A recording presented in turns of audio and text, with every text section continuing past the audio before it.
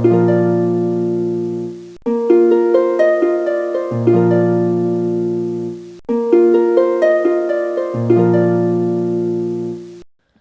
Guys, അപ്പോൾ ഞങ്ങളുടെ സ്കോട്ട്ലാൻഡിൽ പോയ ഞങ്ങളുടെ ജേണി വിശേഷങ്ങൾ തുടരുകയാണ് കേട്ടോ. അപ്പോൾ സ്കോട്ട്ലാൻഡിൽ പോയി ഞങ്ങൾ ഹോട്ടലിൽ നിന്ന് നമ്മുടെ ബ്രേക്ക്ഫാസ്റ്റൊക്കെ കഴിച്ച് അതിനുശേഷം ചെക്കൗട്ട് ചെയ്യാനുള്ള സെറ്റപ്പിലാണ്. അപ്പോൾ നമ്മുടെ ഇംഗ്ലീഷ് ബ്രേക്ക്ഫാസ്റ്റാണ്. മീനും അന്തോണീസും ഒക്കെ നല്ല അടിപൊളിയായിട്ട് അവർ തീർച്ചയായിട്ടും വളരെയധികം എൻജോയ് ചെയ്ത് കഴിക്കുന്ന ഒന്നാണ് ഇംഗ്ലീഷ് ബ്രേക്ക്ഫാസ്റ്റ് എന്ന് പറയുന്നത്. നമ്മൾ സ്ഥിരമായിട്ട് നമ്മുടെ നാട്ടിൽ ബ്രേക്ക്ഫാസ്റ്റ് കഴിക്കുകയാണെങ്കിലും നമ്മളിതുപോലെ ഹോട്ടൽസിലൊക്കെ പോയി കഴിയുമ്പോൾ നമുക്ക് അവിടെ കൂടുതലും കിട്ടുക ഇംഗ്ലീഷ് ബ്രേക്ക്ഫാസ്റ്റ് ആട്ടോ. അപ്പം അതിൽ നമ്മുടെ ജ്യൂസും അതുപോലെ തന്നെ ഫ്രൂട്ട്സും അത് നമ്മുടെ കണ്ടോ നമ്മുടെ സ്ക്രാമ്പിൾഡ് എഗ്ഗും എല്ലാം ഉണ്ട്, നമ്മുടെ ഓംലെറ്റ്, അങ്ങനെ നമ്മുടെ ഇംഗ്ലീഷ് ബ്രേക്ക്ഫാസ്റ്റിൻ്റെ നമ്മുടെ എല്ലാ സെറ്റപ്പിലും നമ്മൾ കമ്പനിമോളുണ്ട് കേട്ടോ. അങ്ങനെ ഞങ്ങളെല്ലാവരും കൂടി ഇംഗ്ലീഷ് ബ്രേക്ക്ഫാസ്റ്റൊക്കെ കഴിച്ച് ഞങ്ങൾ പെട്ടെന്ന് ചെക്കൗട്ട് ചെയ്യാനുള്ള തയ്യാറെടുപ്പിലാണ്. അപ്പോൾ ഞങ്ങൾ എണീറ്റ് റെഡിയായിട്ട് വന്നപ്പോഴേക്കും ഓൾമോസ്റ്റ് നമ്മുടെ ബ്രേക്ക്ഫാസ്റ്റ് സംഭവങ്ങളെല്ലാം റെഡി ആയിരുന്നു കേട്ടോ. അങ്ങനെ ബ്രേക്ക്ഫാസ്റ്റൊക്കെ കഴിച്ച് കഴിഞ്ഞു നമ്മൾ പതുക്കെ റൂമിലോട്ട് പോവാണ്. ഇപ്പം ഏകദേശം 9:30 കേട്ടോ. അപ്പം നമുക്ക് 10 മണിക്ക് ചെക്കൗട്ട് ചെയ്യണം. നമ്മൾ താമസിക്കുന്ന സ്റ്റെർലിംഗ് ഹോട്ടലിൽ നിന്ന് നമ്മൾ ചെക്കൗട്ട് ചെയ്യുകയാണ്. അങ്ങനെ ഞങ്ങളുടെ ഹോട്ടൽ സ്റ്റെർലിങ്ങിലെ ആ ഒരു സ്റ്റേക്ക് ശേഷം ഞങ്ങൾ അടുത്ത ഹോട്ടലിലോട്ട് നമ്മൾ ചെക്ക് ഇൻ ചെയ്യാനായിട്ട് പോകാം കേട്ടോ. അപ്പോൾ നമ്മൾ ഇവിടുന്ന് ചെക്കൗട്ട് ചെയ്യുന്നു. പിന്നെ നമുക്ക് കുറച്ച് യാത്ര ചെയ്യാനുണ്ട്. പോകുന്ന വഴിക്കുള്ള യാത്രകളും അതുപോലെ തന്നെ കാഴ്ചകളെല്ലാം ഞങ്ങളങ്ങനെ ആസ്വദിച്ച് പോകാം കേട്ടോ. അപ്പം നമ്മൾ ഏകദേശം ഒരു ബ്രേക്ക്ഫാസ്റ്റൊക്കെ കഴിച്ച് 9 മണിക്ക് നമ്മൾ ബ്രേക്ക്ഫാസ്റ്റ് കഴിച്ച് 10 മണിയൊക്കെ ആയപ്പോഴേക്കും നമ്മുടെ ചെക്കൗട്ടിൻ്റെ നമ്മുടെ ടൈം ആയിരുന്നു കേട്ടോ.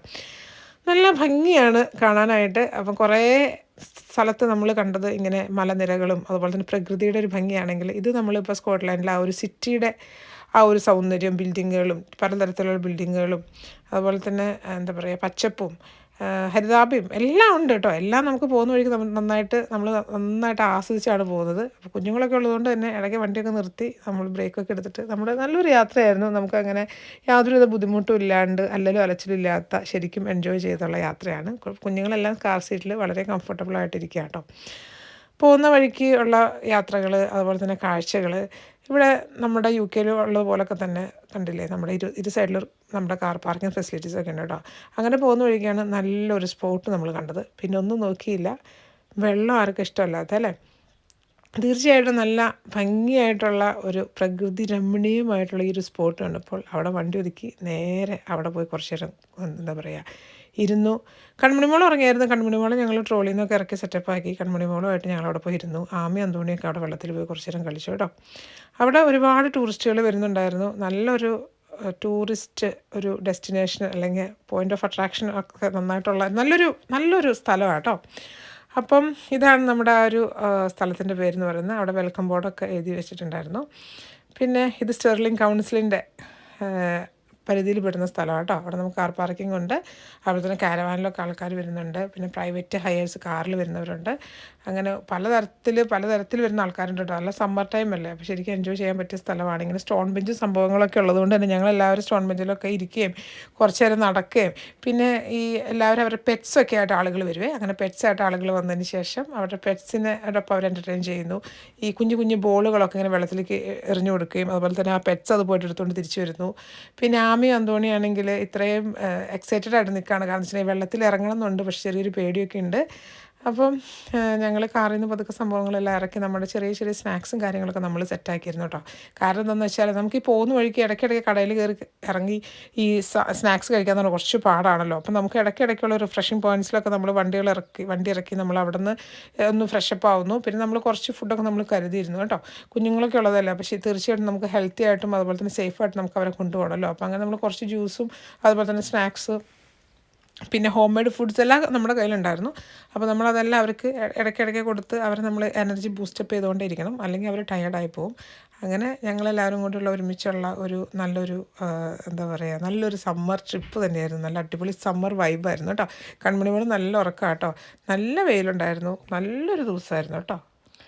നമുക്കൊരു യാത്രയിൽ അല്ലെങ്കിൽ നമ്മളൊരു യാത്രയ്ക്ക് പോകുമ്പോൾ നമുക്ക് ഏറ്റവും ഹെവി ആയിട്ട് എനിക്ക് പേഴ്സണലി തോന്നിയിട്ടുള്ളത് നമ്മുടെ ഈ ഒരു കുഞ്ഞുങ്ങളുടെ ആ ഒരു ട്രാമ അത് നമുക്ക് ഒതുക്കി വെക്കുക എന്നുള്ളതാണ്. കാരണം നമ്മുടെ വണ്ടിയുടെ ഡിക്കിയിൽ അത് നമ്മൾ ഒതുക്കി സെറ്റാക്കി വെക്കണം. അതോടൊപ്പം തന്നെ നമുക്ക് ലഗേജും കാര്യങ്ങളും ഉണ്ട്, നമ്മുടെ കുട്ടികളുടെ ഫുഡും കാര്യങ്ങളെല്ലാം ഉണ്ടല്ലോ. അപ്പോൾ ഓരോ സ്പോട്ടിൽ ഇറങ്ങുമ്പോഴും അത് ഇറക്കി എന്താ പറയുക തീർച്ചയായിട്ടും നന്നായിട്ട് അത് സെറ്റാക്കി തരുന്നത് എനിക്ക് കുട്ടുവാട്ടോ.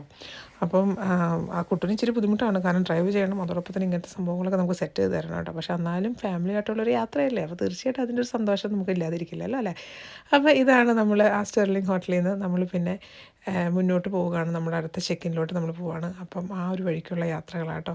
നല്ല എന്താ പറയുക, ആകാശം മുട്ടി നിൽക്കുന്ന മലനിരകൾ എന്നൊക്കെ പറയത്തില്ലേ, അതെ നമുക്ക് കാണാം. അതുപോലെ ഇടയ്ക്ക് കണ്ടോ നല്ല പാലങ്ങളൊക്കെ കണ്ടു. എനിക്കിതെന്താണെന്നൊന്നും എനിക്കറിയത്തില്ല. നമ്മൾ യാത്രയിൽ പോകുന്ന വഴിക്ക് കാണുന്ന കുറച്ച് കാഴ്ചകളാണ്. അപ്പോൾ അങ്ങനെയൊക്കെ എന്തെങ്കിലും ഒരു പ്രത്യേക തരത്തിൽ നല്ല ഭംഗിയുള്ള സ്പോട്ട് കാണുമ്പോൾ നമ്മൾ ജസ്റ്റ് വണ്ടിയൊക്കെ നിർത്തി ഒന്ന് കാണുമേ. നമുക്ക് ഇവിടുന്ന് അങ്ങോട്ട് നടന്ന് ചെല്ലാനുള്ള പ്രായോഗിക ബുദ്ധിമുട്ടുകളുണ്ട്. അത്രയും ആ റൂട്ടൊന്നും അത്ര ആക്സസിബിൾ അല്ല. നമുക്ക് ഫോട്ടോസ് എടുക്കാനേ പറ്റുള്ളൂ. പിന്നെ നമ്മുടെ ഇവിടെ കുഞ്ഞുങ്ങളുണ്ട്. അപ്പോൾ ഒരു ഫാമിലി നമ്മൾ യാത്ര ചെയ്യുമ്പോഴുള്ള എല്ലാ പ്രായോഗിക ബുദ്ധിമുട്ടുകളും നമുക്കുണ്ട്. കുഞ്ഞുങ്ങളോടൊപ്പം നമുക്ക് യാത്ര ചെയ്യുമ്പോൾ നമ്മുടെ ഇഷ്ടങ്ങൾക്കല്ല പ്രയോറിറ്റി, അവരുടെ ഇഷ്ടങ്ങൾക്കാണ് പ്രയോറിറ്റി. നമ്മുടെ ഇഷ്ടങ്ങൾ മാറുന്നു, അവരുടെ ഇഷ്ടങ്ങളോടൊപ്പം നമ്മുടെ ഇഷ്ടങ്ങൾ നമ്മൾ മാറ്റിയെടുക്കുന്നു, അല്ലെങ്കിൽ പിന്നെ അവരുടെ ഇഷ്ടങ്ങൾ നമ്മുടെ ഇഷ്ടങ്ങളായിട്ട് മാറുന്നു. അങ്ങനെയാണല്ലോ ഈ ഒരു മദർഹുഡ് അല്ലെങ്കിൽ ഒരു ഫാമിലി ലൈഫ് എന്നൊക്കെ പറയുന്നത്. അപ്പം അവർ ഹാപ്പി ആയിട്ടിരുന്നാലാണ് നമുക്ക് ഒരു പീസ് ഓഫ് മൈൻഡിൽ നല്ല ഹാപ്പി ആയിട്ട് യാത്ര ചെയ്യാനായിട്ട് പറ്റുള്ളൂ.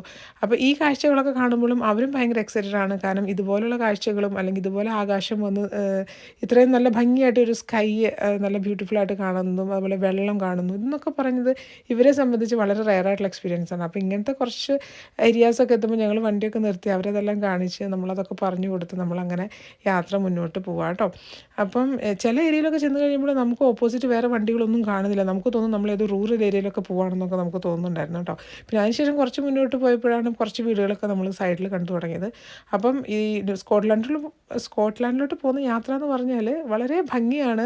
വളരെ എന്താ പറയുക, ചില ഏരിയാസ് ഭയങ്കര റൂറലാണ്, പക്ഷേ ചില ഏരിയാസ് നല്ല സിറ്റിയാണ്. അങ്ങനെ എല്ലാ തരത്തിലുള്ള മിക്സ് കലർന്നിട്ടുള്ള ഒരു ഫീലാണ് നമ്മൾ പോയിക്കൊണ്ടിരിക്കുന്നത്. ചില സ്ഥലത്തൊക്കെ ചെല്ലുമ്പോൾ നമുക്ക് തോന്നും നമ്മൾ നമ്മുടെ നാട്ടിൽ എവിടേക്കൂടെയാണോ നമ്മൾ പോകുന്നത്. അതായത് പ്രത്യേകിച്ച് ഈ ഹാർവസ്റ്റ് ഏരിയാസിലോ അതല്ലെങ്കിൽ വല്ല പാഡി ഫീൽഡ്സിലോ അങ്ങനെയൊക്കെ ചെല്ലുമ്പോഴാട്ടോ നമുക്ക് തോന്നുന്നത്. അങ്ങനെ ഞങ്ങളുടെ അടുത്ത ഡെസ്റ്റിനേഷനിലെത്തി ഗൈസ്. അപ്പോൾ ഇതാണ് നമ്മൾ അടുത്ത ഹോട്ടലിൽ നമ്മൾ ചെക്ക് ഇൻ ചെയ്തു. ചെക്ക് ഇൻ ചെയ്തതിന് ശേഷം നമ്മുടെ റൂമൊക്കെ നമുക്ക് അവർ കീയൊക്കെ തന്നു. അങ്ങനെ നമ്മൾ റൂമിലോട്ട് കയറിയതിന് ശേഷം കൺമണി മോൾ ഞങ്ങൾ ആദ്യം തന്നെ അവിടെ ഞങ്ങൾക്ക് കിട്ടിയൊരു ക്രിബിലോട്ട് ഞങ്ങൾ വെച്ചു കേട്ടോ. അപ്പോൾ കൺമണി മോൾ ഹാപ്പിയായി.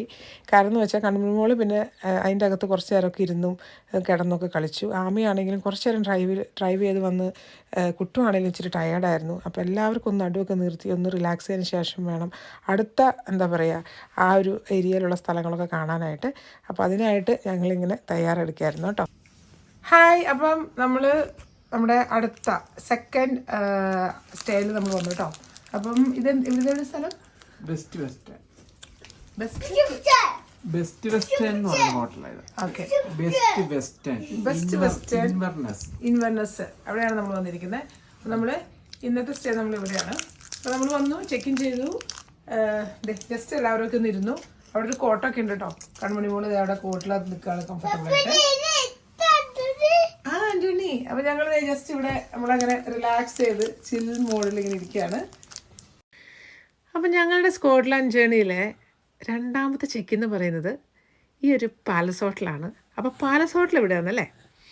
അതെ, തീർച്ചയായിട്ടും ഏറ്റവും അടിപൊളി ആംബിയൻസ് ഉള്ള ഒരു സ്പോട്ടാണ്. മസ്റ്റ് സ്റ്റേ എന്ന് ഞാൻ തീർച്ചയായിട്ടും പറയട്ടോ. നിങ്ങൾ ആരെങ്കിലും സ്കോട്ട്ലാൻഡ് വിസിറ്റ് ചെയ്യുകയാണെങ്കിൽ തീർച്ചയായിട്ടും പാലസ് ഹോട്ടൽ ഒരു ദിവസം നമ്മൾ സ്റ്റേ ചെയ്യണം. കാരണം അടിപൊളി ആംബിയൻസ് ആണല്ലോ.